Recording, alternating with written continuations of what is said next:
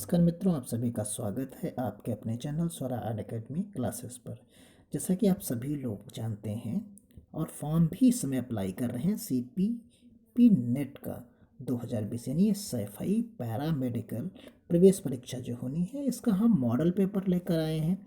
और ये भौतिक विज्ञान का है, क्योंकि आप सभी लोग जानते हैं कि PCB और PCM का जो है पेपर होता है, इसमें 34 क्वेश्चंस आते हैं। यानी फिजिक्स के आपको मिलेंगे 33, केमिस्ट्री के 33, बायो के 34, इसी तरीके फिजिक्स केमिस्ट्री के 33 और 34 क्वेश्चंस आपको मिलेंगे मैथ्स के। तो यहाँ आप देखिए कि महत्वपूर्ण जो अति महत्वपूर्ण प्रश्न है वो हम 33 क्वेश्चंस फिजिक्स के लेके आए हैं पार्ट 1 में। आप पार्ट 2 में हम केमिस्ट्री लाएंगे, फिर पार्ट 3 में आपको हम बायोलॉजी लेकर आएंगे, फिर उसके बाद मैथ्स लाएंगे। तो आप अगर रेगुलर इंटरवल पे आप पेपर्स को देखना चाहते हैं, मॉडल पेपर किस तरीके से क्वेश्चंस आते हैं, तो आप जरूर मेरे चैनल को सब्सक्राइब कर लीजिए, बेल आइकन दबाना ना भूलें, जिससे रेगुलर आपको क्वेश्चन पेपर मिलता रहे और आपकी प्रैक्टिस एक अच्छी होती रहे। तो आइए शुरू करते हैं आज के ये क्वेश्चन जो भौतिक विज्ञान पर आधारित हैं। उससे पहले आप हमारे चैनल को सब्सक्राइब अवश्य करें। आप एक बार देख लीजिए पुनः कि यहाँ जो आपको दिए गए हैं कि भौतिक विज्ञान के 33 क्वेश्चंस हैं, केमिस्ट्री के 33 हैं, इसी तरह जीव विज्ञान के जो हैं आपको 34 मिलते हैं। इसी तरीके से आप सेकंड पेपर में भी यही सेम पैटर्न्स आप देख सकते हैं। तो ये चीज़ आपकी क्लियर हो गई होगी। अब शुरू करते हैं आज का ये पेपर। देखिए यहाँ पर पहला क्वेश्चन लेकर आए हैं, निम्नलिखित में से कौन सी मात्रा जड़त्व की माप है। आप समझ सकते हैं ये क्वेश्चन है यहाँ पर। इसका आंसर क्या होगा, तो इसका आंसर आप देख सकते हैं, इसका आंसर जो होगा वो द्रव्यमान यानी C, और इसका ऑप्शन सही होगा। अगला क्वेश्चन आप देख सकते हैं कि खाद्य ऊर्जा को हम किस इकाई से माप सकते हैं। तो यहाँ हम किस से माप सकते हैं, ये हमारा सवाल है। और इसका आंसर जो है, आप इतनी देर में चारों ऑप्शंस आपने पढ़ लिए होंगे, तो इसका ऑप्शन जो हमारा है वो इसका ऑप्शन सही है A यानी कैलोरी। अब अगले सवाल 3 की तरफ चलते हैं। पदार्थ के संवेग और वेग के अनुपात में आप क्या कर सकते हैं, यहाँ पर आप देख सकते हैं पदार्थ के संवेग और वेग के अनुपात में कौन सी भौतिक राशि प्राप्त की जाती है। तो कौन सी भौतिक राशि जो है प्राप्त की जाती है, तो इसका जो ऑप्शन सही होगा वो हमारा C है यानी द्रव्यमान। तो इसका ऑप्शन C सही है। इसी तरीके से अब चलते हैं अगले सवाल की तरफ, जो क्वेश्चन नंबर हमारा 4 है। आप देख सकते हैं तो 4 क्वेश्चन नंबर में आप यहाँ पर पाएंगे कि चलती हुई बस जब अचानक ब्रेक लगते हैं तो उसमें बैठे हुए यात्री आगे की दिशा में गिरते हैं। इसको किसके द्वारा समझाया जा सकता है। तो आप जानते हैं ये न्यूटन का नियम है। अब पहला, दूसरा, तीसरा, 3 में से कौन सा नियम है ये आपको यहाँ पर बताना है। तो ये हमारा न्यूटन का पहला नियम है, यानी जो जड़त्व का नियम यानी पहला नियम यहाँ पर हमारा इसका उत्तर सही हो जाता है। अब आइए, समुद्र में प्लावन करते आइसबर्ग का कितना भाग समुद्र की सतह से ऊपर रहता है। यानी समुद्र में जो बर्फ की सिल्लियां पर्वत होते हैं उसमें पानी के ऊपर का हिस्सा कितना है और कितना नीचे है। तो जो 5th क्वेश्चन हमारा है, इसका आंसर आप सभी लोग जानते हैं 1/10 ऊपर रहता है, बाकी का हिस्सा पूरा का पूरा नीचे रहता है।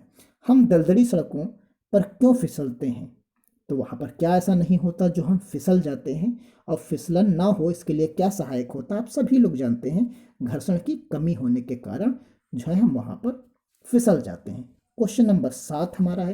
तो क्वेश्चन नंबर 7 में आप देखेंगे, प्रकाश वोल्टीय सेल के प्रयोग से सौर ऊर्जा का रूपांतरण करने के निम्न में से किसका उत्पादन होता है। ये चीज़ आप यहाँ पर आसानी से देख सकते हैं। क्वेश्चन नंबर हमारा 7 है, इसका ऑप्शन जो हमारा होगा वो प्रकाशीय ऊर्जा यानी ऑप्शन A सही होगा इसका।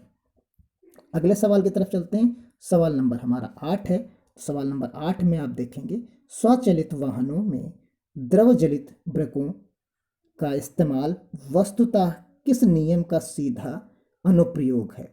तो आप यहाँ पर देखेंगे किसका नियम है जो ब्रेक में हम इस्तेमाल करते हैं। आप डिस्क ब्रेक का इस्तेमाल करते हैं तो वो किस प्रिंसिपल पर है, इस पे ये चीज़ यहाँ पर क्वेश्चन नंबर जो है 8 में आपसे पूछा गया है। तो यहाँ जो आंसर आपका आएगा क्वेश्चन नंबर 8 का, उसका आंसर होगा पास्कल का नियम।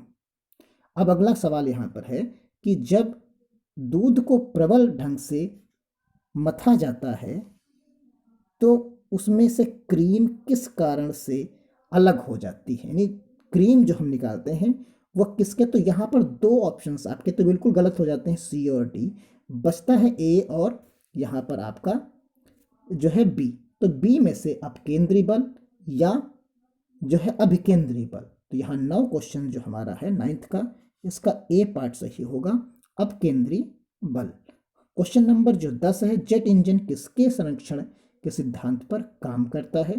तो यहाँ क्वेश्चन नंबर 10 का आपका पार्ट सही होगा रैखिक संवेग के। तो इस प्रकार क्वेश्चन नंबर 10 तक हमने यहाँ पर कर लिए। क्वेश्चन नंबर 11 पढ़ते हैं।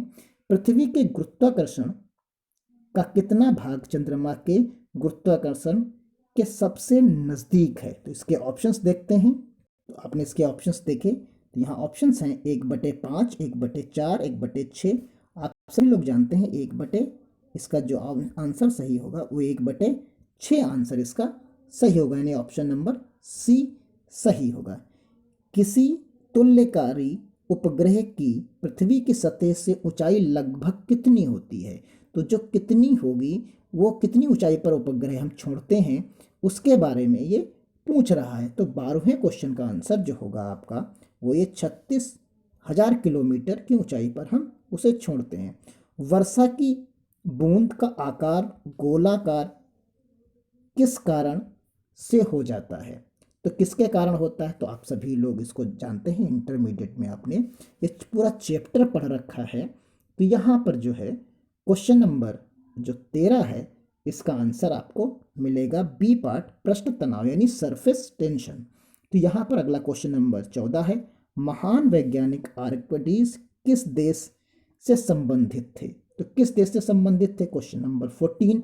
तो ये डी है, ग्रीस से संबंधित ये थे। यहाँ लगा सकते हैं कि ऑप्शन डी इसका सही है।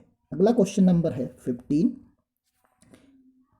पानी के एक गिलास में एक बर्फ का टुकड़ा तैर रहा है, जब बर्फ पिघलती है तो पानी के स्तर पर क्या प्रभाव पड़ता है। तो आप जानते हैं कि अपने ही भार के बराबर, यानी अपना स्थान जितना वो घेरती है उतना ही उसमें पानी होता है। तो इसका जो क्वेश्चन नंबर 15 होगा तो उतना ही रहेगा इसमें, यानी कोई फर्क नहीं पड़ेगा। इसी तरीके से क्वेश्चन नंबर 16 है। गुरुत्वाकर्षण के सार्वभौमिक नियम का प्रतिपादन किसने किया। तो किसने किया सार्वभौमिक नियम का, गुरुत्वाकर्षण का। तो अभी आपने एक क्वेश्चन ऊपर पढ़ा था, तो उसका आंसर क्या हो जाएगा, न्यूटन। यानी न्यूटन का फर्स्ट, सेकंड, थर्ड नियम जो है इन्होंने दिया था, उसी गुरुत्वाकर्षण से संबंधित वो थे। क्वेश्चन नंबर जो 17 है आपका, तो यहाँ पर बताया गया है कि क्वेश्चन नंबर 17 में निम्नलिखित में से कौन सा 1 किलो द्रव्यमान के पिंड पर कार्यशील पृथ्वी के गुरुत्वाबल का सही मान है। तो आप सभी लोग इसको जानते हैं, आसानी से इसको आप टिक कर सकते हैं। क्वेश्चन नंबर 16 को जरा सा आप देखेंगे तो बी आप जानते हैं एक्सीलरेशन जो होता है 9.8 होता है, स्मॉल ए। तो यही 1 है क्योंकि 1 kg है उसका, तो डायरेक्टली मल्टीप्लाई हो जाएगा यहाँ पर m इंटू ए। जो आंसर हो जाएगा वो m इंटू ए के तहत हो जाएगा।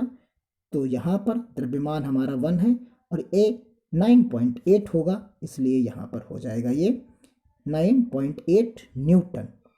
तो यहाँ अगला क्वेश्चन नंबर हम 8 देखते हैं। तो क्वेश्चन नंबर 8 में 1 हार्स पावर यानी HP कितने वाट के बराबर होता है।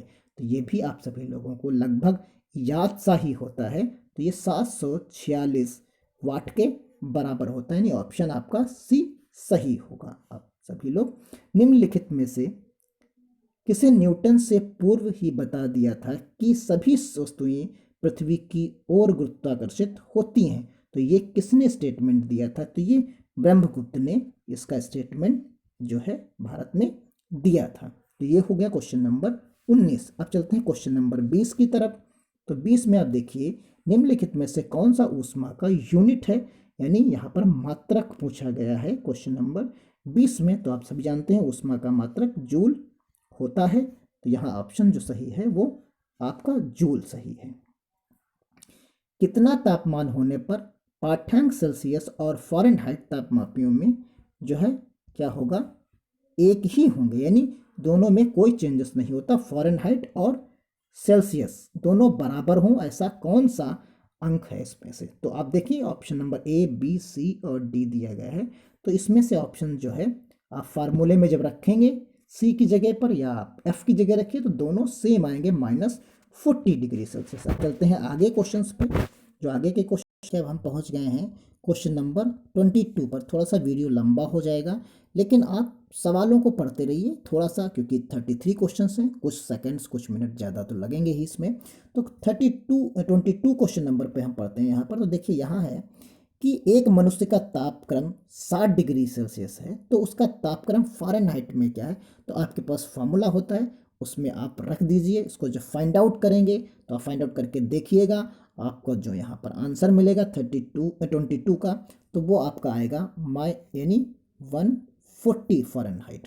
तो क्वेश्चन नंबर 23 की तरफ चलते हैं। तो किसी झील की सतह का पानी बस जमने ही वाला है, झील के अन्तः स्थल में जल का क्या तापमान होगा? तो आप सभी लोग जानते हैं कि जो बर्फ जम जाती है किसी झील में, जैसे जम्मू कश्मीर की डल झील जम जाती है, तो क्या उसके नीचे का पानी जम जाता है? तो नहीं जमता, यानी उसके नीचे तो तापमान उस जमने वाली तापमान से कम यानी ज़्यादा रहता है।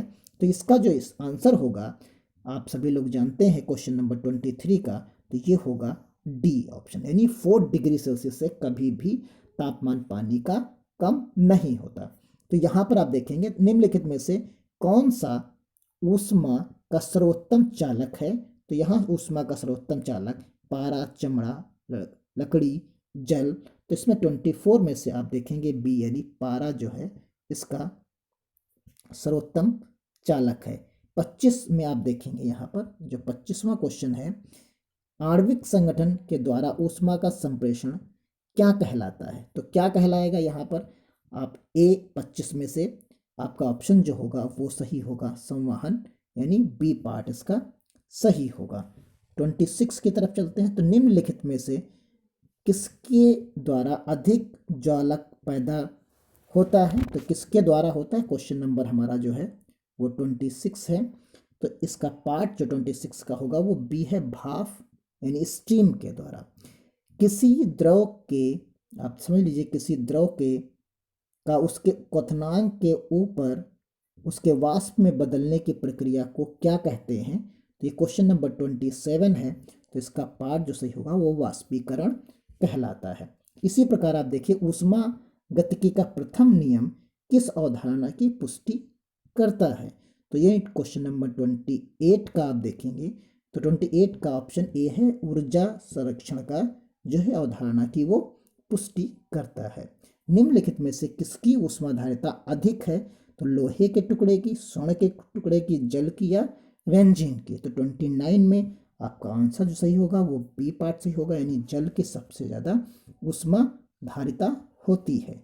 इसी तरीके से 30 क्वेश्चंस, बिना किसी ताप परिवर्तन के किसी पदार्थ को द्रव में गैस परिवर्तित करने के लिए अपेक्षित ऊष्मा की किसकी गुप्त ऊष्मा कहा जाएगा?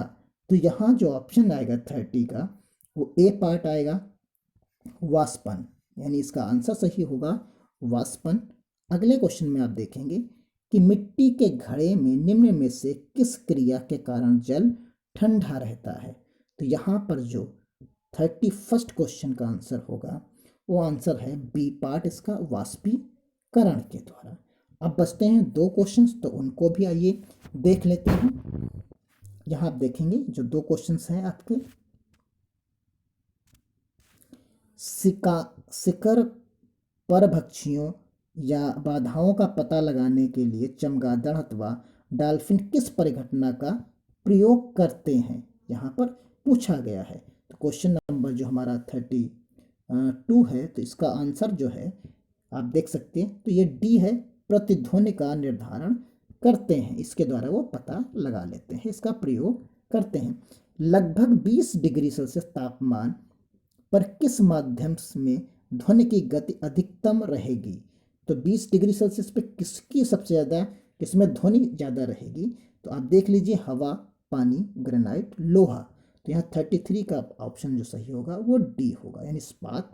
आप समझिए सबसे ज़्यादा उसी में ध्वनि तेजी से चलती है। तो यहाँ कुछ न्यूमेरिकल थे, कुछ थ्योरी थे, तो इस तरीके से हम दोनों को कंबाइन करके एक मॉडल पेपर के ऊपर डिस्कस किए। थोड़ा सा आपको गैस लग गया होगा, हो सकता है कुछ क्वेश्चंस आपके मैच भी कर जाएं और ना भी करें, तो ये बात की बात है, लेकिन आपकी तैयारी में महत्वपूर्ण योगदान ये जरूर वीडियो निभाएगा।